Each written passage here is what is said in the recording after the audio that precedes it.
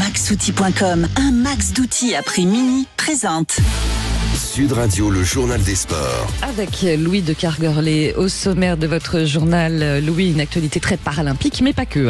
Nouveau succès sur la piste du paracyclisme et incroyable podium en natation. La journée paralympique a été très riche en émotions. C'était le match à ne pas perdre en ce début de saison. Brest domine largement Saint-Etienne et lance enfin sa saison. Retour compliqué pour les Verts dans l'élite. Et puis la Ligue 1, moins attractive mais plus dépensière. On reviendra sur cet été paradoxal avec notre consultant Vincent Chaudel. Voilà, et décidément le paracyclisme réussit bien nos tricolores qui sont allés chercher 2 médailles hier au Vélodrome de Saint-Quentin en Yvelines. Dont une du plus beau métal pour Dorian Foulon qui conserve son titre obtenu à Tokyo en poursuite individuelle catégorie C5. Le triple champion du monde était attendu au tournant pour ses jeux à domicile et n'a pas déçu en pulvérisant au passage les records du monde de sa catégorie. Une belle victoire pour le Breton de 26 ans. Toujours 26. Allez, le dernier virage pour Dorian Foulon. Il passe devant la tribune officielle, la tribune de presse. Et il est champion paralympique pour la deuxième fois. Dorian Foulon, médaille d'or. 3e médaille d'or pour la France dans ces Jeux paralympiques. La 2e en paracyclisme.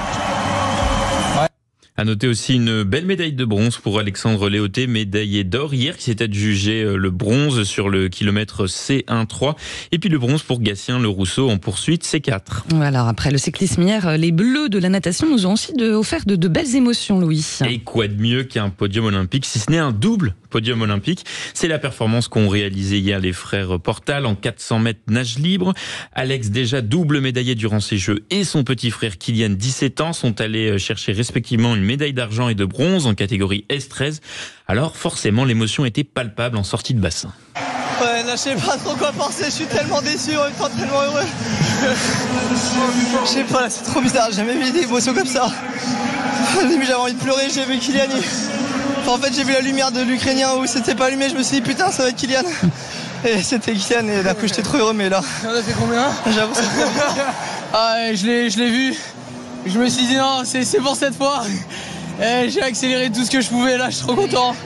Ouais, ça aurait été encore mieux, bon, c'est pas grave. On a tout donné, on va faire un podium tous les deux, c'était incroyable, j'ai trop hâte. Et puis, impossible de revenir en détail sur toutes les performances de nos para-athlètes, mais notons les belles médailles en bronze de Antoine Prost sur le 1500 mètres T46 et nos 2 paires de tennis de table, Berthier Hérault ainsi que Mérien Vautier. Alors, quelles sont les chances de médailles françaises aujourd'hui? Alors, si vous voulez voir des podiums tricolores, il faudra suivre en para-athlétisme Pierre Ferban qui fait office de favori sur le 400 mètres catégorie T53. Il compte déjà 9 médailles paralympiques depuis le début de sa carrière, dont une en or sur le 200 mètres des Jeux de Sydney en 2000. Nous avons aussi Heidi Gauguin en cyclisme, en poursuite C5 à partir de 12h24. Vous pouvez suivre Timothée Adolphe en athlétisme en 400 mètres T11. La finale sera à 21h05. Et puis nous aurons également 2 belles chances de médailles dans les différentes épreuves d'aviron qui débutent aujourd'hui. Enfin, sachez que les épreuves de triathlon initialement prévues ce matin ont été annulées car la Seine n'était tout simplement pas praticable et donc reportée à lundi. Voilà, on file du côté du foot pour la 3e journée de Ligue 1 où Brest s'est bien relancé face à Saint-Etienne. Et avec la manière, s'il vous plaît, puisque le stade brestois s'est imposé 4-0 contre les Stéphanois. Une belle manière pour Brest de se remettre sur les rails avant ses premières échéances européennes. Pour Saint-Etienne, le retour dans l'élite est plus compliqué que prévu avec 3 défaites en 3 journées, comme l'expliquait l'entraîneur Olivier Dalloglio au micro de beIN Sport. Bien sûr que la défaite est lourde, c'est difficile pour nous, mais bon, il faut assumer. On est en première division, on vient d'en faire les frais, ça fait quand même 3 matchs que ça n'a pas été simple, à part le match de Monaco, on a été quand même assez correct. Là, c'est vrai qu'on n'est pas au niveau.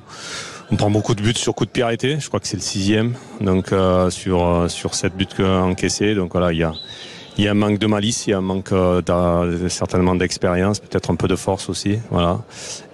C'est un apprentissage douloureux en tout cas. Apprentissage. Et puis prenons un petit peu de recul, Louis, sur ce début de saison et un mercato d'été peut-être un peu en trompe-l'œil, à voir. Oui, paradoxe entre des montants records de nos mercatos avec la Ligue 1, 2e championnat le plus dépensier cet été, mais qui n'arrive toujours pas à performer sur la scène européenne, comme l'explique notre consultant Vincent Chaudel de l'Observatoire du Sport Business.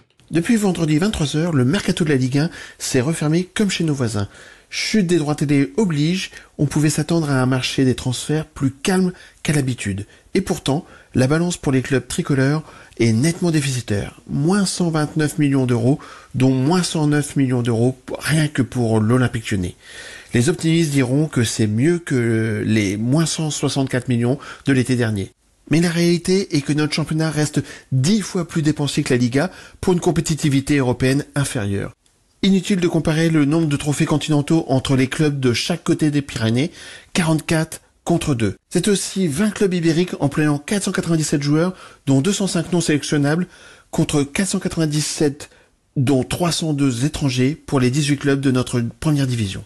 Comme une évidence, la formation est la clé des succès espagnols en sélection comme en club.